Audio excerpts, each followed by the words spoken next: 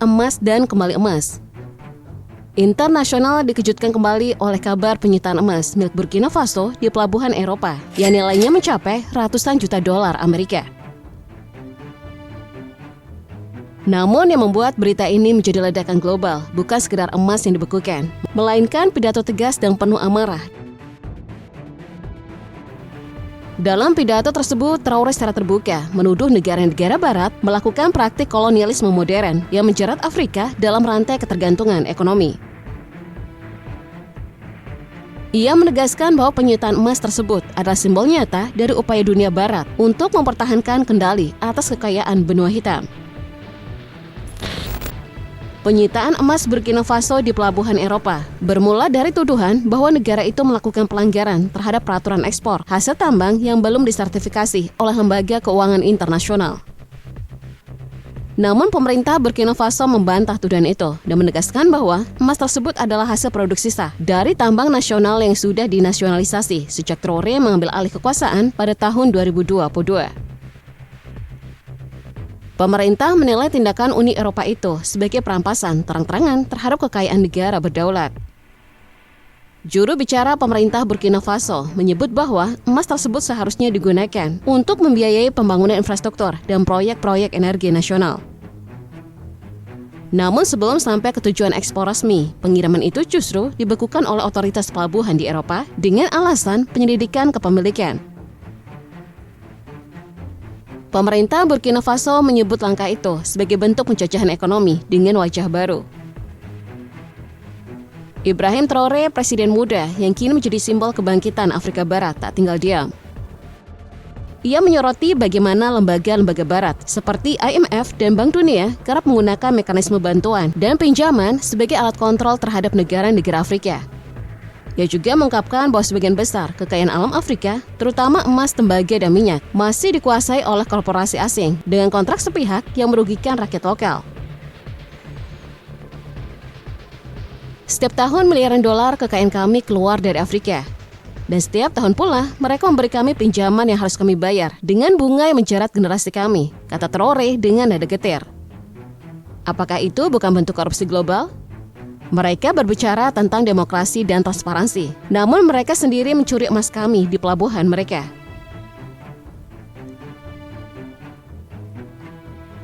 Namun reaksi dari Barat berbeda. Media Eropa menuduh Traoré menggunakan isu kolonialisme untuk menutupi kesulitan ekonomi di dalam negerinya.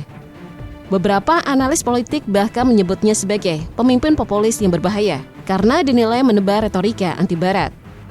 Able to sit down with anyone at any time and at any place in order to find a bipartisan path forward to fund the government, avoid a reckless Republican shutdown.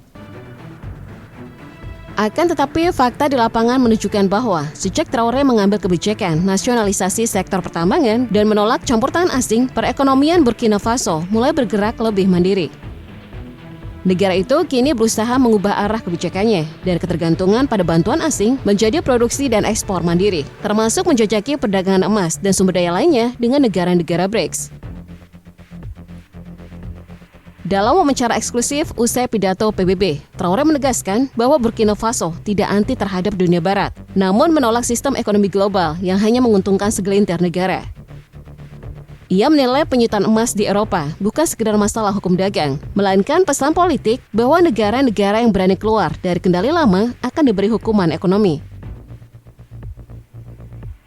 Mereka ingin kami tetap miskin agar kami terus bergantung. Tapi kami sudah belajar dari sejarah. Kolonialisme lama menggunakan senjata, kini mereka menggunakan perbankan, ujarnya.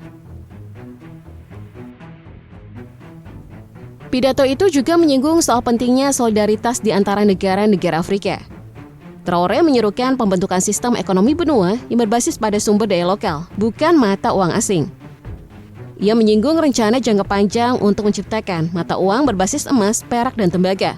Sebuah ide yang pernah digagas oleh pemimpin Libya, Muammar Gaddafi, sebelum ia digulingkan. Bagi Traoré, Afrika harus memiliki kedaulatan ekonomi sepenuhnya agar tidak lagi menjadi ladang eksploitasi. Dampak pidato Traoré terasa hingga ke dalam negeri. Rakyat Burkina Faso menunjukkan dukungan luas terhadap pemimpinnya. Di ibu kota Ouagadougou, ribuan orang turun ke jalan untuk merayakan keberanian Traoré. Mereka mengibarkan bendera nasional sambil menyanyikan lagu-lagu perjuangan.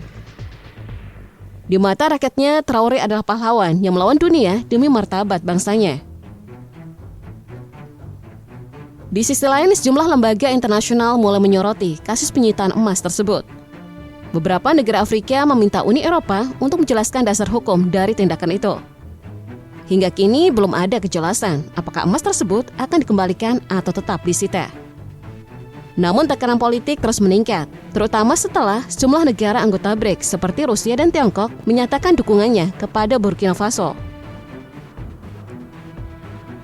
Pakar hubungan internasional menilai langkah Traoré ini merupakan bagian dari gelombang baru perlawanan Afrika terhadap dominasi Barat.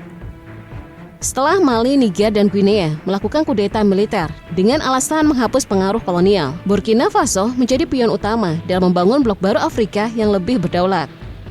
Mereka tidak lagi ingin tunduk pada sistem global yang dikendalikan oleh dolar dan euro. Sementara itu, para analis ekonomi menilai bahwa keberanian Traoré berpotensi mengubah peta geopolitik dunia. Jika lebih banyak negara Afrika mengikuti langkah Burkina Faso untuk menjual hasil tambangnya langsung ke pasar bebas tanpa melalui lembaga keuangan Barat, maka sistem ekonomi global berbasis dolar bisa terguncang. Sebab Afrika merupakan penghasil utama emas, uranium, dan logam langka yang menjadi tulang punggung industri modern dunia. Meski banyak tantangan menanti, Traoré tampaknya tak gentar. Dalam salah satu kutipannya menjadi viral, yang mengatakan, jika mempertahankan martabat bangsa membuat kami miskin, maka kami akan tetap miskin dengan kepala tegak. Tapi kami tidak akan kaya dengan harga diri yang dijual. Kalimat itu menjadi seruan moral bagi banyak pemuda Afrika yang selama ini merasa negaranya dijadikan objek eksploitasi global. Kini Burkina Faso tengah menjejaki langkah hukum untuk menuntut pengembalian emasnya melalui pengadilan internasional. Pemerintah menilai bahwa tindakan penyitaan tersebut melanggar prinsip dasar perdagangan bebas dan kedaulatan negara. Namun lebih dari sekedar kasus hukum, insiden ini telah membuka perdebatan global tentang siapa yang sebenarnya memiliki hak atas kekayaan Afrika. Di tengah ketegangan diplomatik ini, dunia menanti langkah berikut dari Ibrahim Traoré. Banyak menilai bahwa ia sedang membangun arah baru bagi Afrika, arah yang tidak lagi ditentukan oleh Barat, melainkan oleh kehendak rakyat benua itu sendiri. Jika pidato Traoré di PBB menjadi penanda kebangkitan baru, maka penyitaan emas Burkina Faso bisa jadi menjadi percikan pertama dari api besar perubahan. Afrika yang selama berabad-abad dijarah dan dieksploitasi, kini mulai berbicara dengan suara lantang melalui pemimpin muda yang berani menantang tatanan lama. Dan bagi Eropa, kasus emas ini bukan sekedar perdebatan hukum dagang, tetapi peringatan keras bahwa era dominasi tanpa perlawanan telah berakhir. Dunia kini menyaksikan lahirnya Afrika yang baru, berdaulat, berani, dan siap menulis ulang babak sejarahnya sendiri.